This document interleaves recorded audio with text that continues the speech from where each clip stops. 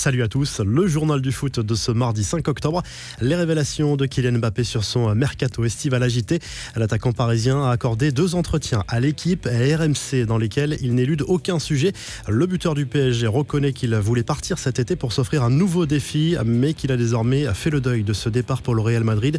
Je voulais découvrir autre chose, j'ai donné ce que j'ai essayé de donner à Paris et je pense que je l'ai bien fait. Après, chacun est libre de tirer les conclusions qu'il veut, mais c'était mon bilan. Partir était la suite logique, explique Mbappé, qui n'exclut pas une prolongation au PSG. Cela fait suffisamment longtemps que je suis dans le foot maintenant pour savoir que la vérité d'hier n'est pas celle d'aujourd'hui, ni celle de demain. Si on m'avait dit que Messi allait jouer au PSG, je ne l'aurais pas cru.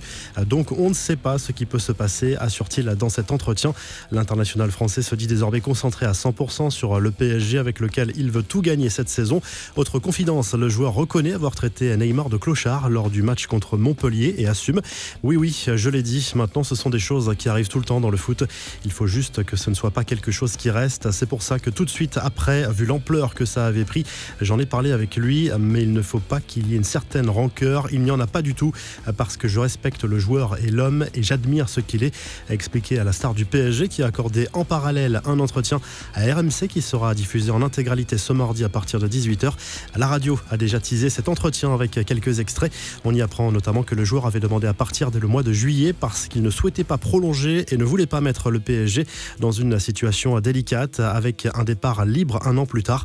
Le buteur parisien dément en revanche avoir refusé autant de propositions que les médias ont bien voulu le faire croire. Mbappé n'a pas vraiment apprécié la position très fermée de son président au moment où il a averti sa direction de sa volonté de partir au Real Madrid. Nasser El Khelaifi a tout de suite mis les choses au clair en affirmant qu'il était impossible d'envisager un départ libre en 2022. Au départ, quand j'entends ça fait peur. Quand ton président dit il ne va jamais partir libre, quand j'ai entendu ça, j'ai avalé de travers devant ma télé. Je me suis dit, mais bon, il va se passer quoi là? C'est pour ça que je n'ai pas voulu réagir à chaud, parce que quand j'entends ça, je me dis oula, a expliqué le champion du monde, qui a par ailleurs assuré que sa brouille avec Olivier Giroud est réglée depuis longtemps.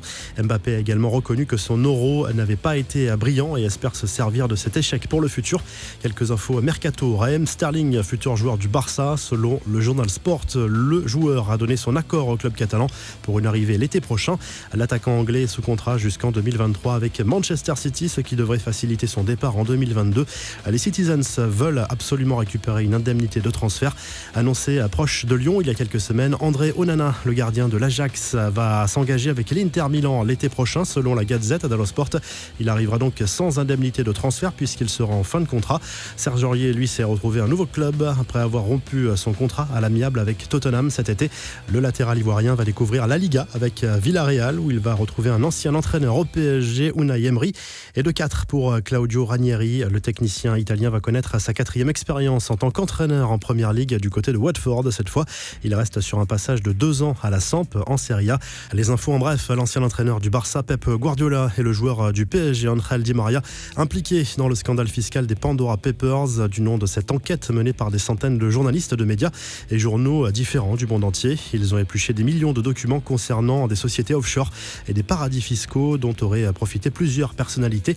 Le message très touchant de Cristiano Ronaldo. Le joueur a partagé sa peine avec l'un de ses amis et ancien coéquipier du Sporting Portugal, José Semedo, endeuillé par le décès brutal de sa femme. Il y a des moments où tout passe au second plan, y compris le football. Rien ne peut effacer la douleur de mon frère José Semedo et de toute sa famille, mais nous sommes ensemble aujourd'hui, comme toujours, pour affronter cette période très difficile, a écrit CR7 sur les réseaux sociaux. Actuellement en sélection, Gianluigi Donnarumma est revenu pour la Gazette dello Sport sur son départ au PSG cet été. Le gardien italien évoque notamment sa concurrence avec Keylor Navas et la rotation actuelle de Pochettino. Pas de problème, tout ira bien et tout s'arrangera. Au début, c'est normal que ce soit le cas. Je suis content d'être au PSG, a confié Donnarumma. Enfin, la petite touche d'humour de Neymar sur Twitter. L'attaquant brésilien a publié un petit message pour se moquer de la panne de Facebook, Instagram et WhatsApp lundi, tout en faisant référence à son match raté à Rennes dimanche. Il n'y a que les week-ends de Mark Zuckerberg, et le mien qui ont mal tourné, où il y en a d'autres aussi, a ironisé la star du Paris Saint-Germain.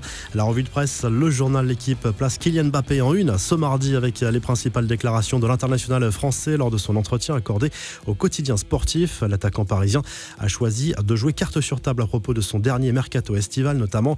Sans surprise, en Espagne, on retrouve le français à la une des journaux madrilènes et notamment Marca qui savoure cette sortie médiatique de Kylian Mbappé. Pour le quotidien sportif, plus de doute possible, le Parisien sera un joueur du Real Madrid la saison saison prochaine. Enfin, en Italie, Paolo Dybala est à la une de la Gazette dello Sport. L'international argentin a enfin trouvé un accord pour prolonger son contrat avec la Juve jusqu'en 2025.